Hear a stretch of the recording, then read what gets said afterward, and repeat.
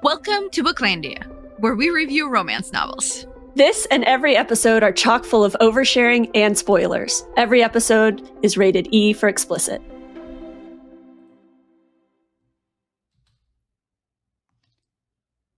Hi. Hi. Oh my god, I was waiting to hear the music, and so I was just like zoning out, and then I was waiting for the music, and then I was gonna like clue in, and then I never heard the music, and now here we are. Right, so that's gonna get problematic.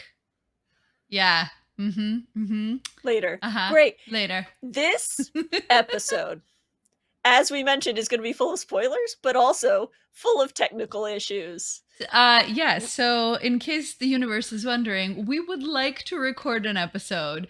Yes. However, the universe really does not want us to record this episode. I would say Mercury is in retrograde, but it ain't. This is what it feels like. Intense. We've been trying to record this episode for 90 minutes, it feels like.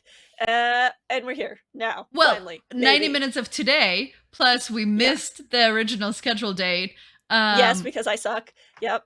No, it's okay, but still, we missed the original recording. So anyway, y'all, we're gonna try. Today, we're gonna try to talk about Ali Hazelwood's Bride, which is the book we're talking about today. That was terrible. That was absolutely terrible. Ooh, okay, no, not allowed to be this bad. Also, this is Booklandia, and I'm Ford in your sky. And let's fucking go. I forgot. You know what? I pushed the buttons. If people are watching it, they will see. And if people are listening, they hopefully clicked on our episode. Yes, I swear we're not like this usually. Not usually, but apparently we're very rusty. Well, here, I'll clear the bug. No, and we can do it again. Okay. We can do it again. Back to one, everybody. Lolo, back to what? Stay where you're at. Great. Okay, so you're Ford, and I'm Sky. And this is Booklandia. Today we're going to talk about Ali Hazelwood's Bride. There we go. Bride is Ali Hazelwood's like first fantasy. Yes, it is her foray into romantasy. Yes. Sure. Do I like that portmanteau? I don't think so.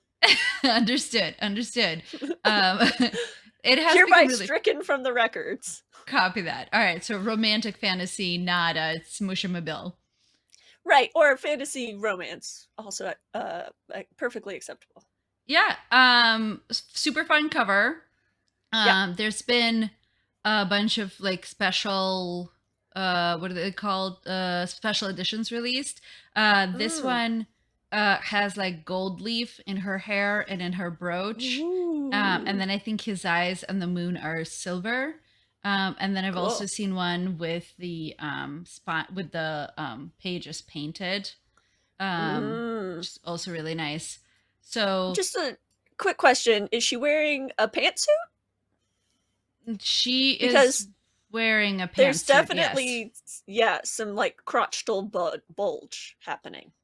Yes, I think she wears a pantsuit in the wedding. I think it's mentioned that she's in a pantsuit. Yeah, I'm going to start this episode. I'm so sorry. I'm going to continue this chaotic episode by fully admitting I barely remember this book, and I gave it 5 stars. So that's just the whole vibe. That is the vibe, apparently.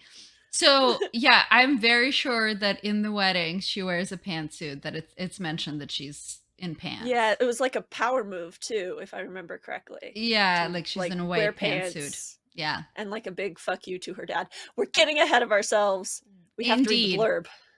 So I did not mean to tongue twist the blurb, but it is pretty twisty. I hope you're ready for it. Here, like, oh my god. Just like bring it on. All right. I've had a lot of sweet tea. Excellent. In 3, 2, 1. In a world of vampire-kill-werewolf-kill-human, only children traded as collateral stand in the way of all-out war. Years after fulfilling her role as collateral, Misery Lark, the vampire leader's daughter, agrees to marry Lowe Moreland, the alpha of the werewolf pack, to find her missing human best friend. While navigating the complicated politics of 3 warring nations and trying to stay alive during multiple assassination attempts, Misery might have caught feelings for her husband. Little does she know, he's had feelings for her since the moment he smelt her. You did not make it in the 30 seconds. But okay, great. Cool. That's okay. I gave it acting. You did.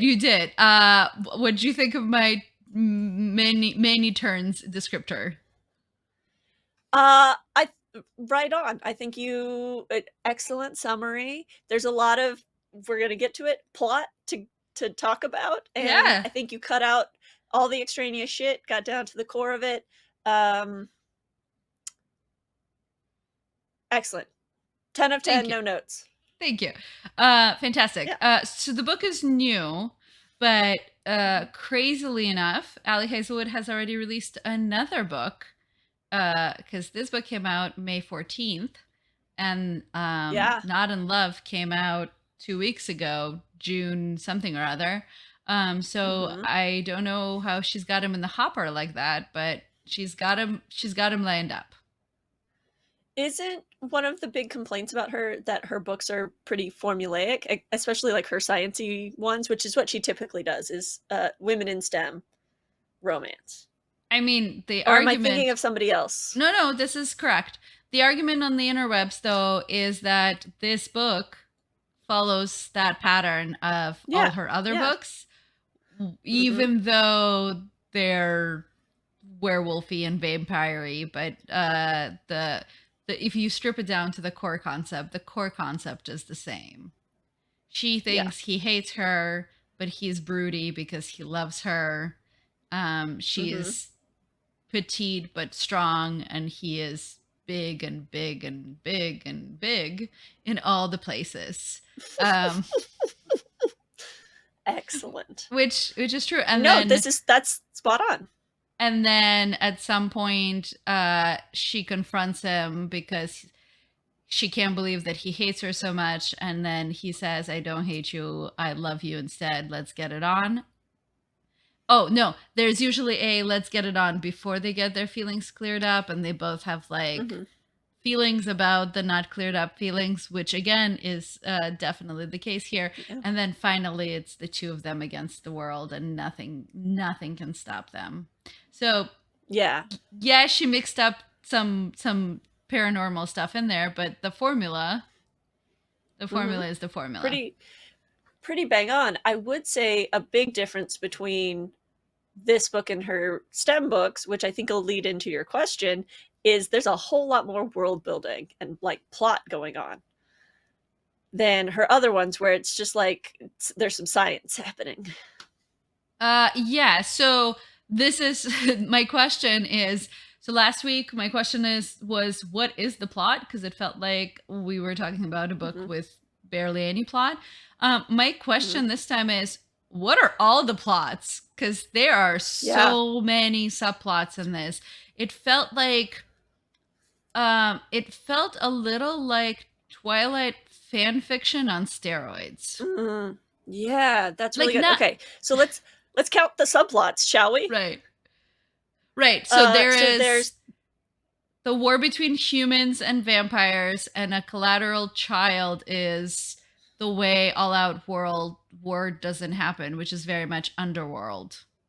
Actually, this might be Underworld fan fiction too. I'm not saying that she writes fan fiction. I am saying that she also writes fan fiction, and that this has a lot of similarities, right? These are homages to the others. How about that? Sure. So, yes. So vampires and humans have a tentative peace, and it is maintained through the collaterals.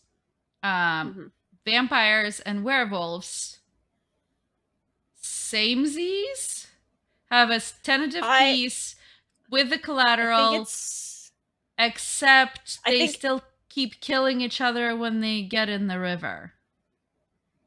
Yeah, I think, the collateral compound or whatever is like no man's land, and I think they all send a collateral there. I again barely remember this book, but it's something like that. I think that it's a different structure of power between werewolves and vampires than it is between werewolves and humans and vampires and humans. So I think werewolf human collateral, vampire human collateral, werewolf vampire just stay off our land. No collateral. Yeah. Oh.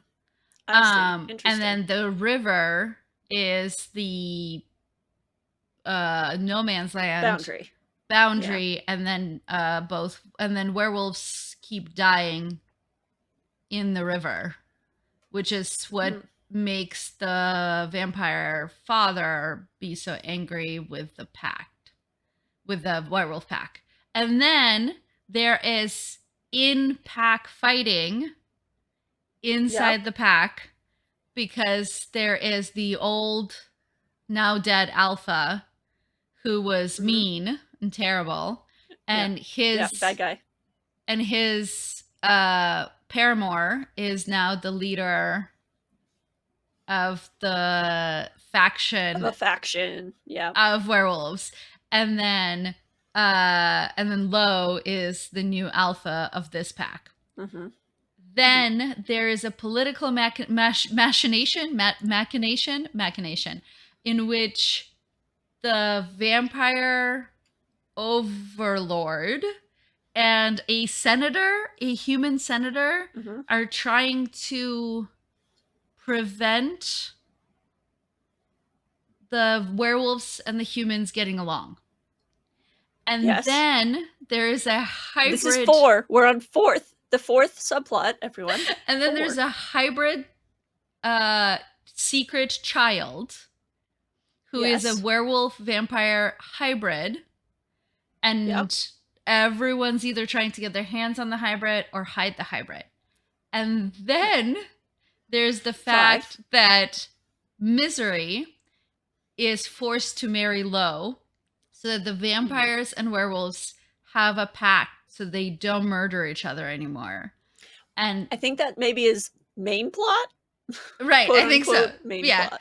And then the faction of bad werewolves tries to constantly murder her. And for a while, the good werewolves try to murder her because they all hate her. And then Misery's best friend, 5th subplot, is missing. Because she's an investigative journalist who investigates embezzlement crimes. And that is why Misery agrees to the marriage. And then there is the fact that Misery used to be the collateral to the humans. And so she actually has been living amongst the humans, passing for human for quite some time now because she likes the humans. And then there's the fact that Misery has I wanna correct. She doesn't like the humans. She just hates her father and the vampires. Right. And then there is the fact that Misery has a twin brother who she's really close with, even though he's the right-hand man to her father, whom she hates. He's the heir, or he's the heir. And his father still thinks even that his son is a piece of shit. Right. And then that's like a D plot. That's like set up for book 2. Right. And then Misery falls in love with her husband, only to believe that he is mated to a collateral that is now in werewolf territory. That's just a complication on the main plot. Okay. All right. And then what am I missing? Oh, then there is and then there's all of the twists. So then these are the plots, and then there are the twists in all of these plots all at the same time. And it feels like Underworld and Twilight tried to have a baby, and instead they had a litter of bear puppies. Oh, even though they're werewolves, you went with bear. Okay. Well, they were going to be puppies, which is werewolf, but then vampire puppies? Vampire puppies would have been better. Vam puppies. Vam puppies. I accept that portmanteau. There you go. So It's not bad. It's just a lot. This book is not that thick. Yes. And Oh, and then there's setup for book 2. Right. There's like all this stuff set up for book 2. Yeah. Which is the friend, the missing friend, and the one of best the other friend. werewolves. Yeah, the best friend who's not been there this whole time and arrives in the nick of time to imprint on her. Yes. Yeah, he arrives very late in the game. Is this the book? We're going to play this game. Is this the book where they go to a compound and they keep someone locked in a building? That's the best friend. That she finds the best friend in the compound, and then she mesmerizes the guard through the slot.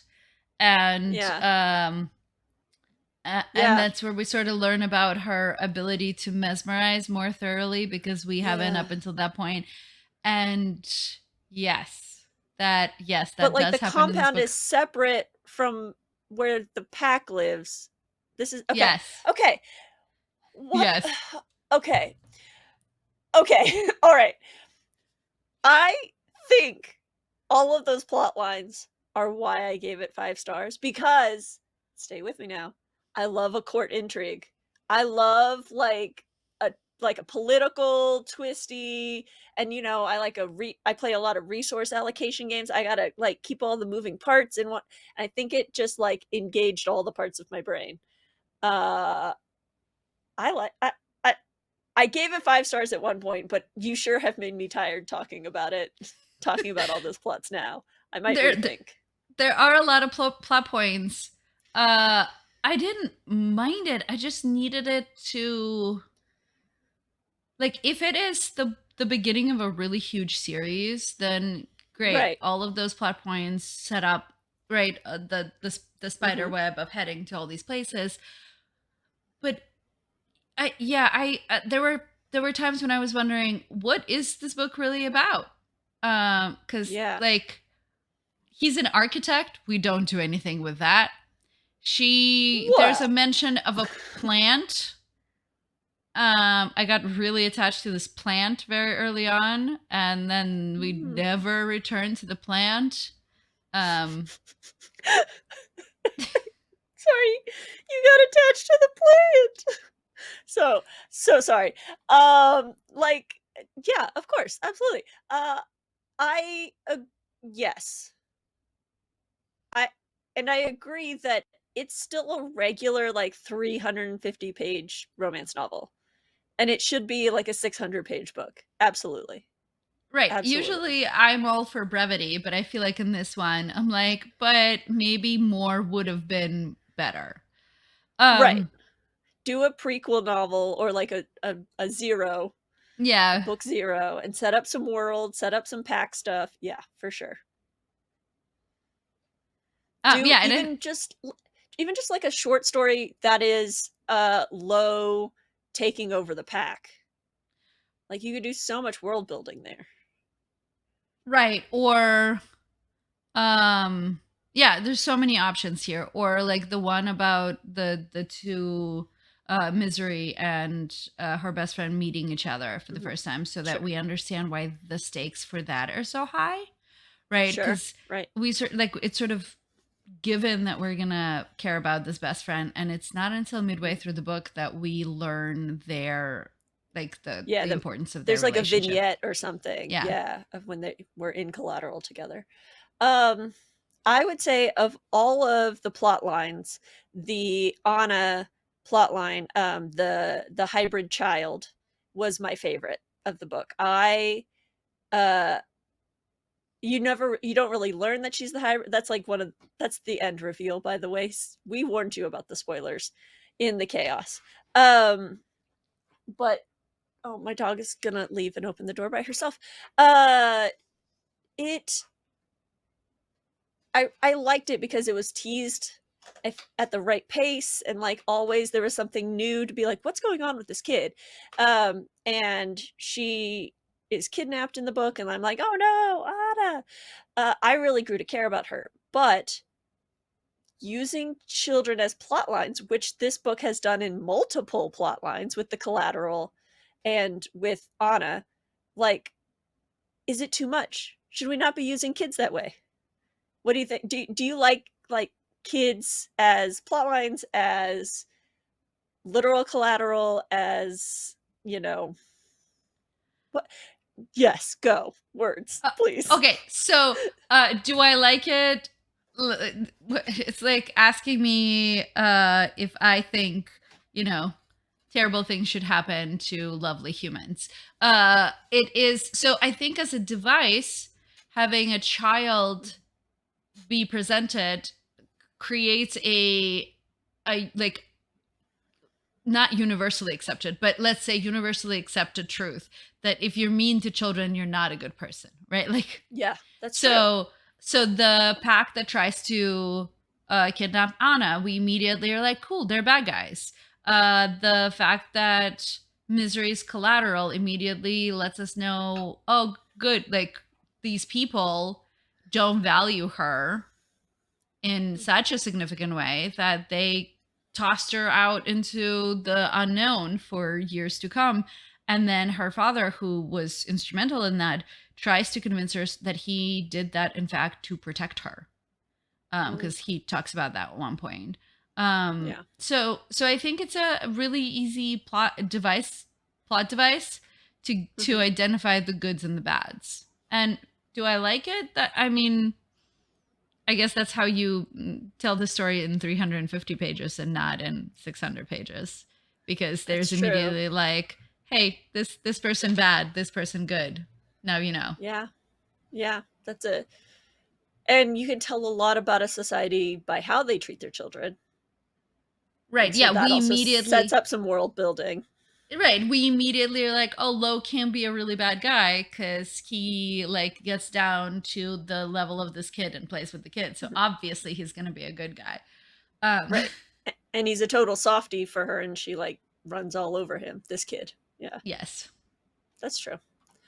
Um so even though uh Lark is her just her name just threw itself. Yeah, Misery. Her Misery. name is Misery. Misery Lark. Misery Lark. But sorry, I have Lark and Leather stuck in my head because anyway, we're gonna talk about that later. Misery. So even though Misery was collateral, I feel like that experience barely affected her psychologically. And it was really about her gaining her relationship with her friend, her lifelong friend. Like, there was not a lot of like psychological turmoil over the fact that she basically lived with this human girl and they had a tutor and that was kind of it. They no other adults really, if I'm remembering it correctly, like somebody checked on them once in a while. And then she came out and she's like, well, obviously I hate my father because he did this to me, but I'm going to go live with the humans. And like, she was fine.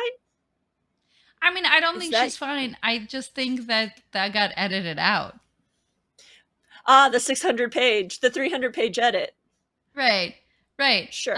Because it is Yeah. implied that she has, right, she is so codependently attached to her friend. She has Yeah. some issues, but and then she does blindly follow her father's rule. Yeah. So what I said in my question, even though we just talked about all of these subplots and all of this world building, is Mm-hmm. that I actually think that there was not enough character building. Like I Yeah. know so much about so many people, but I don't know that I understand their growth arcs because Mm-hmm. there are so many people in this world. And yeah, I feel like I need more information about all of them in order to Mm-hmm. connect to them. And Mm-hmm. m- perhaps that's the issue is that I didn't have enough information about any of them. So Yeah. it's not a question; it's just a statement that Yeah. it The was a world very building rich world. was, yes, but not because the characters within it were rich and showing it from their point of view or coloring it with their experience, but because we just learned that this is what it's like. Well, this is what it's like. Doop doop doop doop doop doop doop. Um, I yeah, there's I agree. I absolutely agree. It takes me back to the best friend whose name I cannot remember, and don't. Um, like the journey. Oh, subplot is Misery figuring out what article her friend was writing. And so, like, you learn about the best friend from Misery's need for her, and then from this mystery that Misery is trying to unravel around her to find her. And you're just like, it's just like, we're best friends because trauma bond. And Mm-hmm. that's just not enough. I think you're dead on. I think that's very spot on. Is more character building was needed. The book just needed to be twice as long. I think You I want? agree. Sorry, I looked. Do you want to know the best friend's name? Because Yes, that's why I please. was It's looking killing me. down. Serena. The best friend's name is Serena. Serena. That's right. And you even remembered that when I was like, remind me about this book, and you listed her out in our chat. I did. So I just looked it up again because I was like, well, now I don't remember it either. Yeah.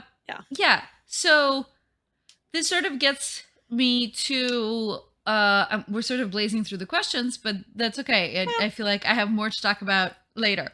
So it Great. gets me to the tropes, which just like the subplots, there are many tropes. Mm-hmm. It felt chock full. It felt smushed. Okay. Number one. The nodding is only possible between mates. Great. Number two. Imprinting and Great. the Number smell three. trope. Oh, So it's sure. imprinting, smell, like he smells Yeah, her yeah, and she yeah. thinks that she smells disgusting, but he thinks that she is the Right. be all and end all and it's That's impossible the or Twilight improbable. fanfic. Yeah, It's the overlap. exactly, yes. Mm-hmm. There's only one bed. Three. Okay, thank you.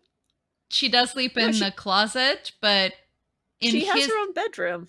Oh, she but has she can't sleep in the bed because it's not light. Yeah. yeah. Okay. Um at some point he has to bathe her. Like he has to put her in the bathtub. He Mm. has to, which I feel like is like we've just read another book where he had to bathe her. It's Yeah. unavoidable. And Number then five. Is there he number can five? communicate with her in his wolf form even though no one else can. Sure, yes. Well, that's her vampire vampness. Sure. Yeah. Sure. And then, you know, he he's a sensitive artist underneath Sure. a tough shell of alpha male. Right. Alpha Right. male, right? Like that Sure. Yes. that is a trope. That's 7. So many.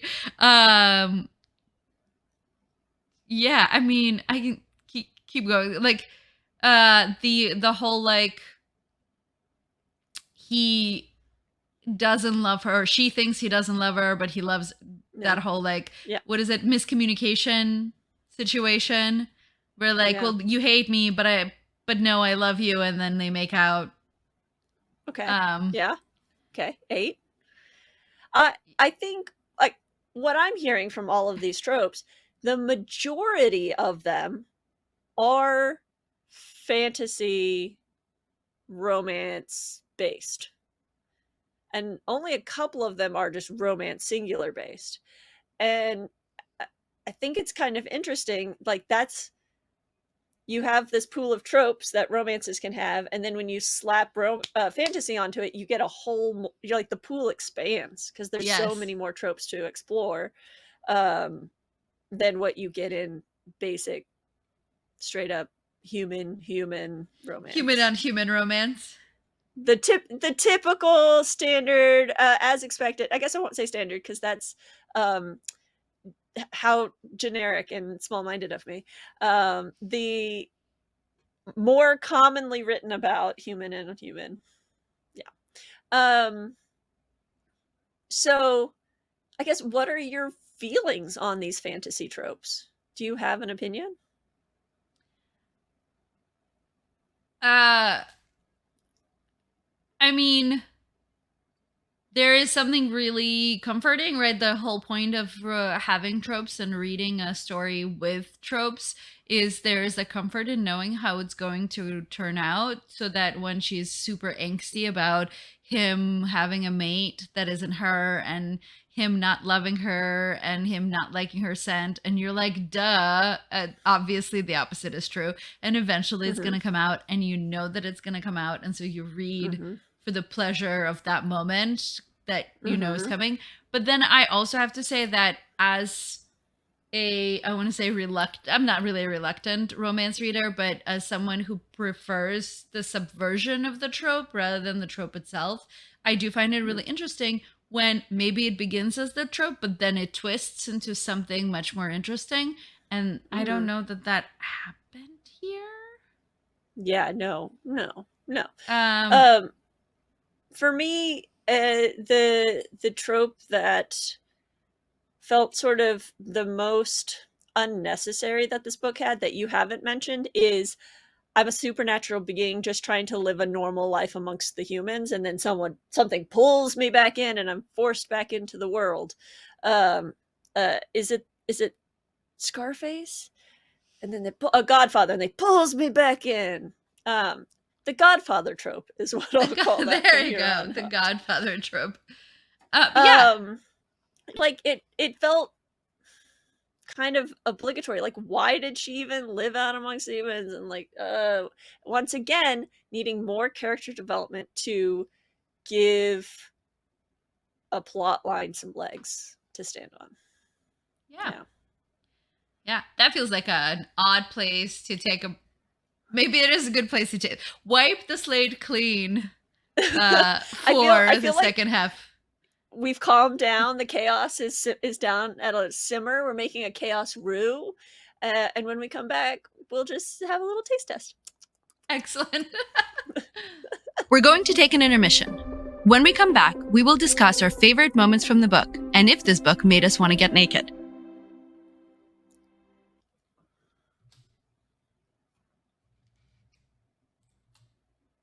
It helps when I click the button in the appropriate place to get us back on track. Working on it. The technology is still thwarting us, I see. Just a tiny bit. We're back, and we are talking about Ali Hazelwood's Bride. Yes. That did not mean to have a question mark at the end of it. I felt like I went Bride. I went up on it, and I didn't need that question mark said, do you know how I feel about this book yet? I mean, fascinating though, right? Because we both gave it high marks, and now as we're dissecting it, we're like, oh, okay, maybe.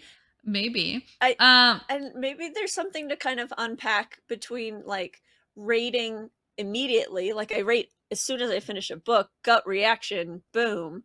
And now that there's time away from it and I don't remember anything about it at all, like that after time rating. Do you rate your books as soon as you finish, or do you ruminate on it? I input them as not as soon, like as close to as soon as possible. Yes, so I don't lose any of the bits of it. But I do find that sometimes I'll go back and I'm like, why did I dislike this book so much? And then I'll read what I wrote, and I was like, oh, doesn't seem so bad anymore. Or in the inverse, like, oh, I love this book, and I'm like, but it lacks any of the substance that I am now interested in. Though I'm gonna say that like developmental evolution is to blame for that. Sure. That I've like grown past that person, and so now, like this is so off topic, but here we are. Leigh Bardugo's series, the Grisha series. My review of that is really harsh. It's very like no, and now I'm like, I remember your review of that book because you just ripped it to shreds because of how poorly it did with like Russian culture and like how terrible she handled all that, right? Okay, so hold on, please, because because I can see that you're talking. Oh no! But you Yeah, can't hear but me. I cannot make this Great. up. Give me 1 second. Okay. Well, so Sky hated the Grisha series. Yes, I did hate the Grisha series. I'm Because, back, wait, by the can you way. hear me now? Yes, I can. Okay, great. Okay. I was telling the people that I remember you hating it because of how poorly you felt she handled the Russian culture.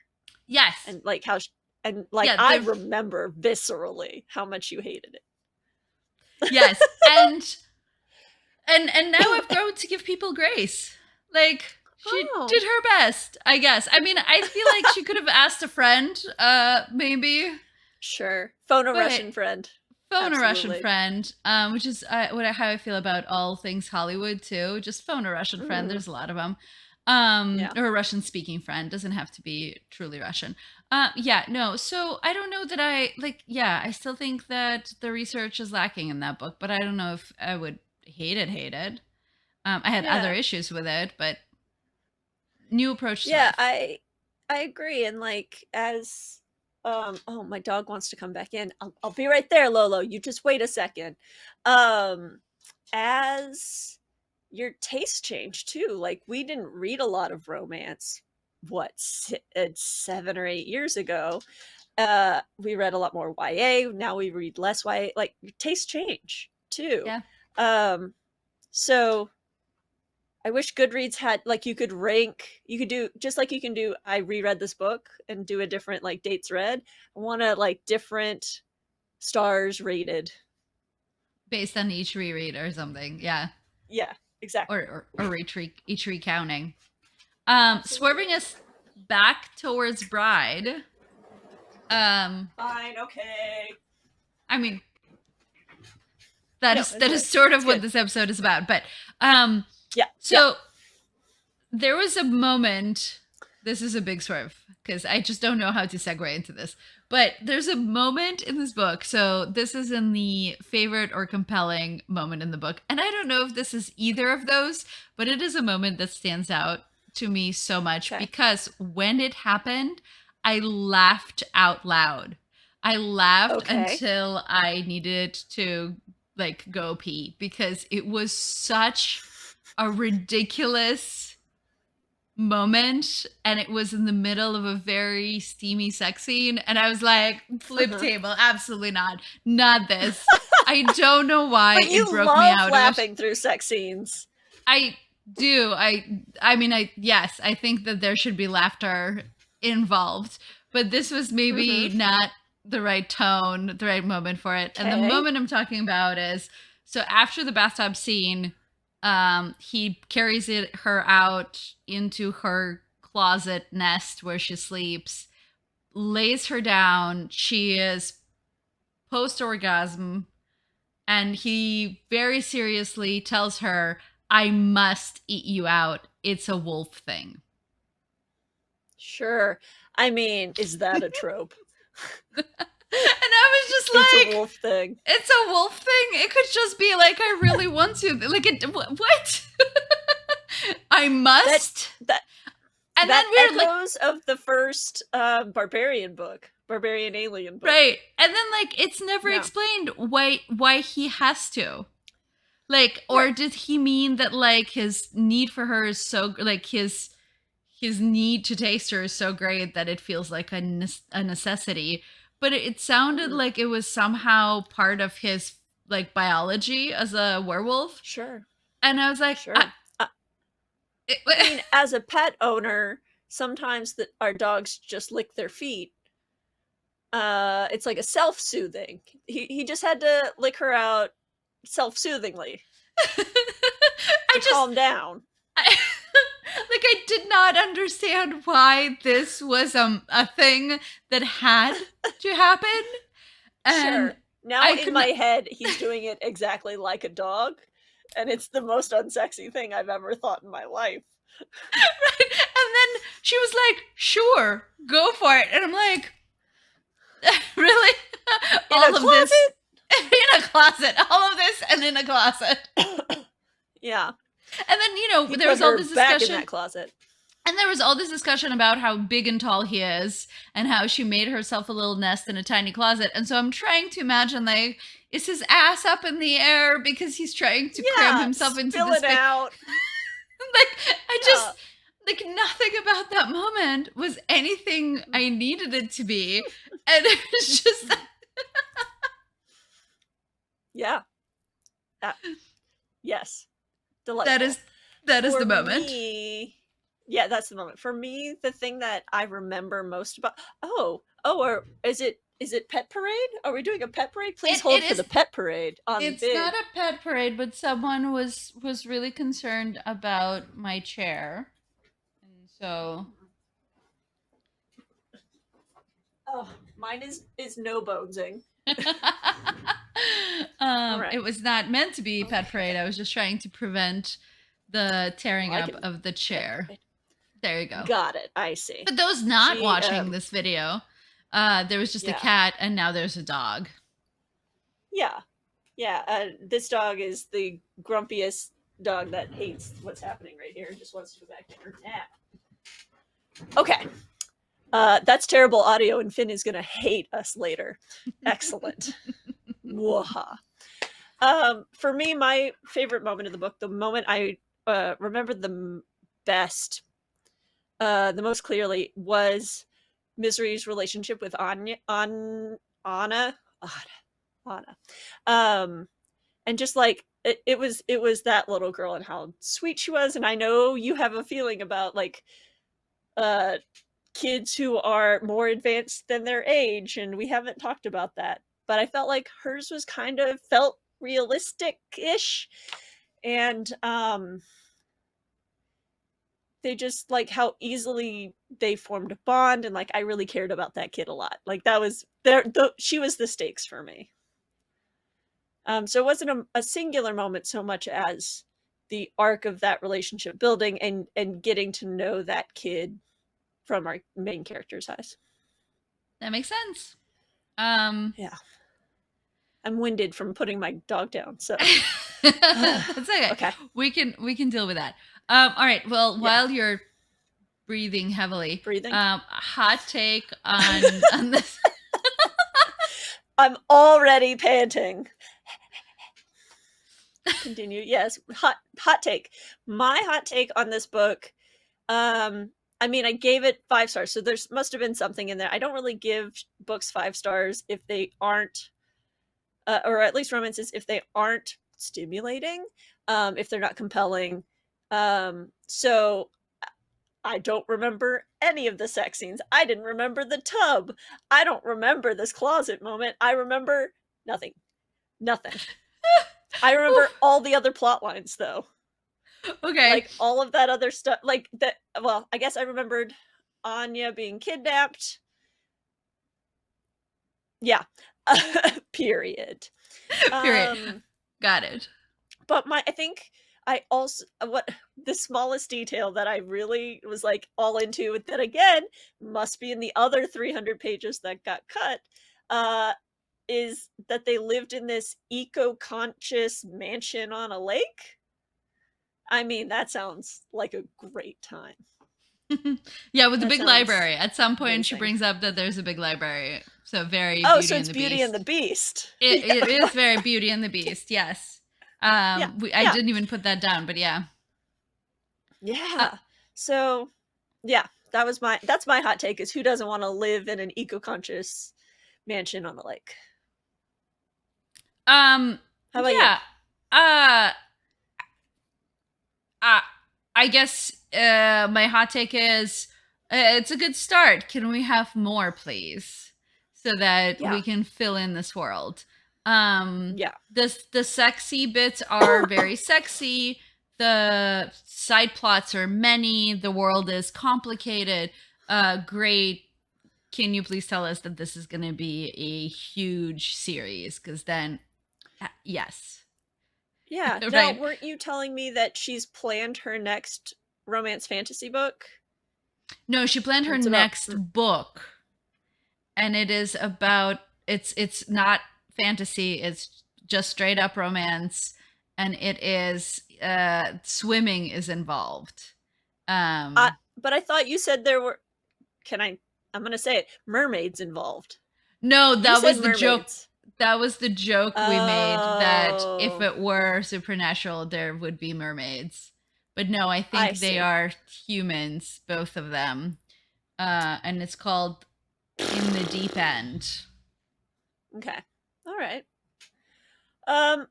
I have kind of burned out on Ali Hazelwood, and this was my comeback to her. Like, I read a couple of her STEM books, but I haven't read all of them. I just kind of got bored. So if she comes back to fantasy, I will come back with her.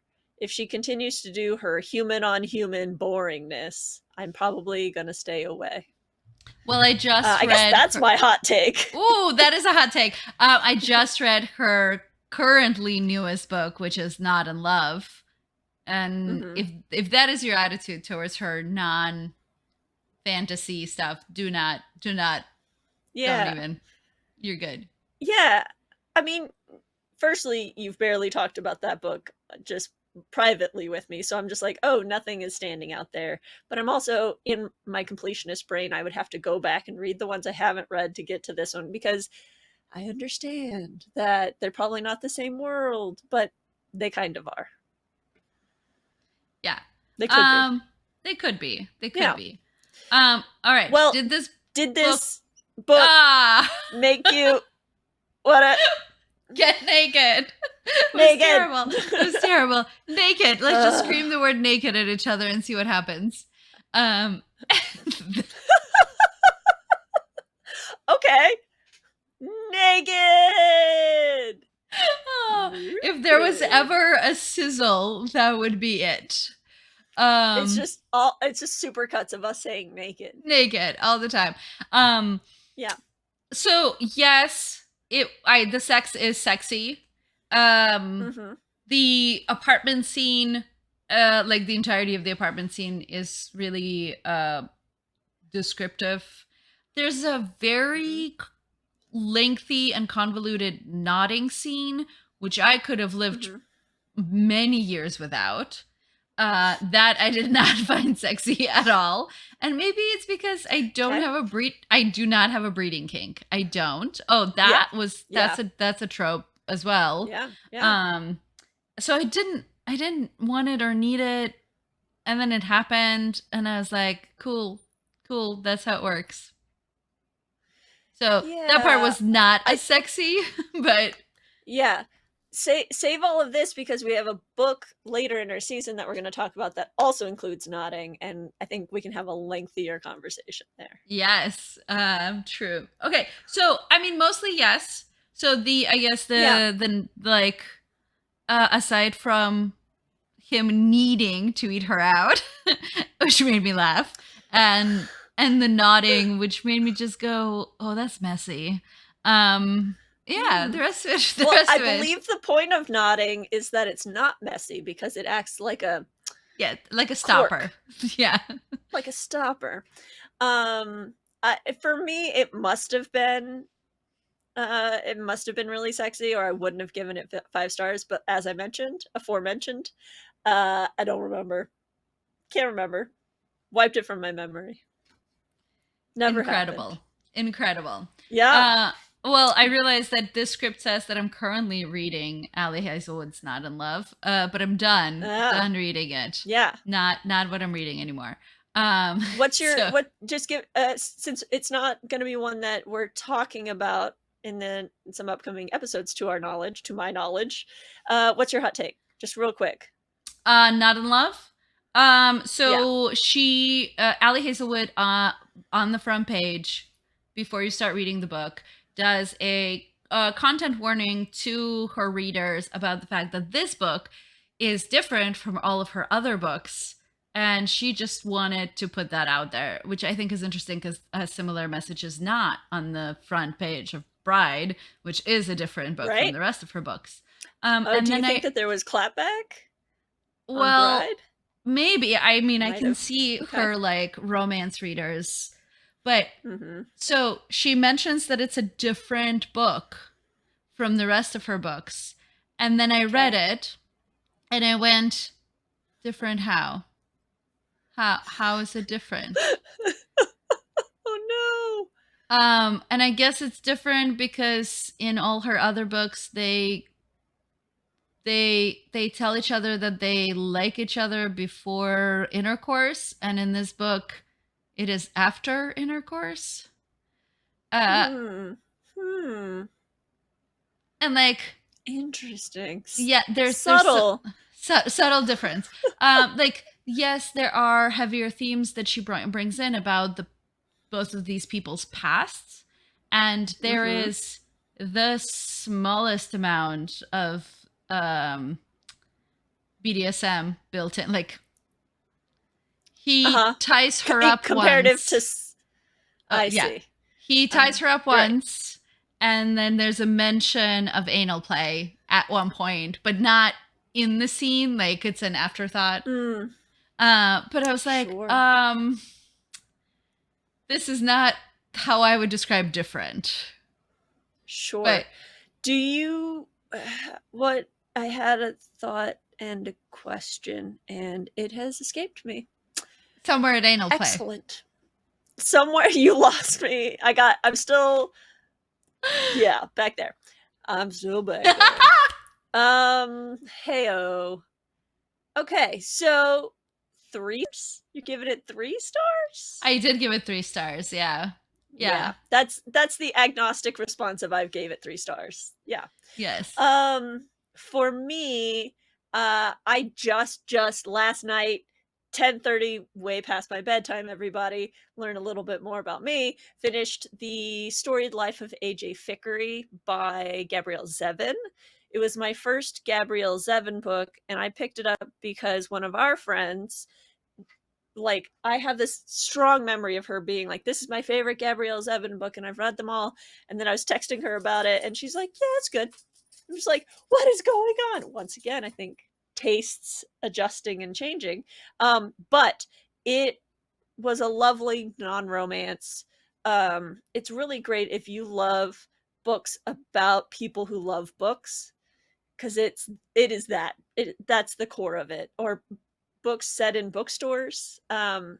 It's so literarily tied up in itself. So it was really great, and she did fantastic writing. It's really a lovely book. In the romance category, I finished Katie Robert, The Succubus's Prize, which is in the Deal with the Demon series. And that book did come with a lot of trigger warnings in the beginning.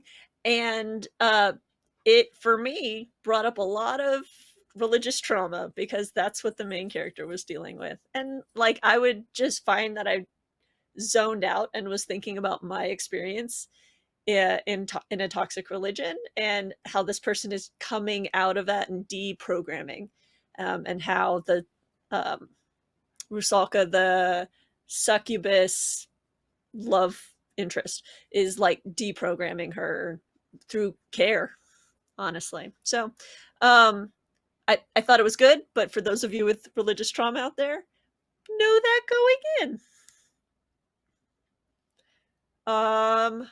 Great. And then, so what are you reading next? So I'm What's next up currently for you? reading Ashley Poston's a novel love story, and Okay. her books have become formulaic, and I'm only 20% in, but I Uh-oh. kind of know where it's headed. So, So one of them's a ghost. no, they're stuck in a book. Oh, okay. Look, it's not going to be as good as Jasper Ford's Stuck in a Book series, the Thursday Next series. So I'm going to skip that one too, probably.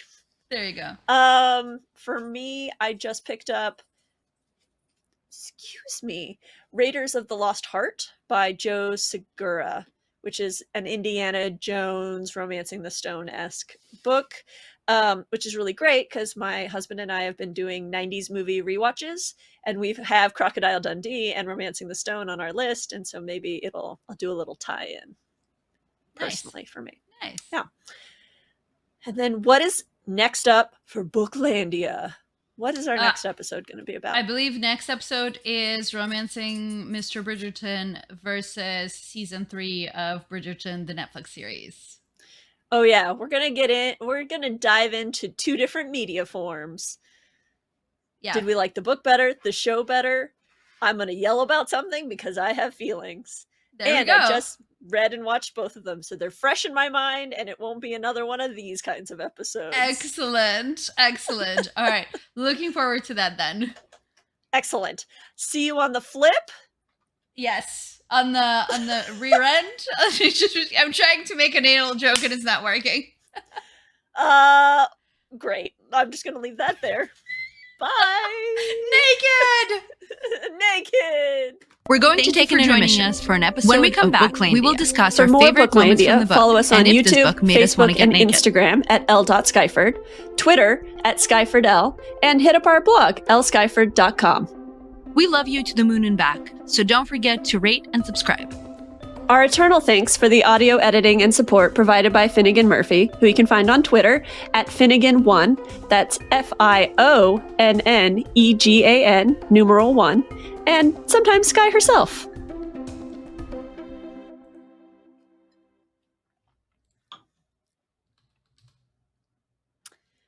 So I can hear you when I turn the page sound on.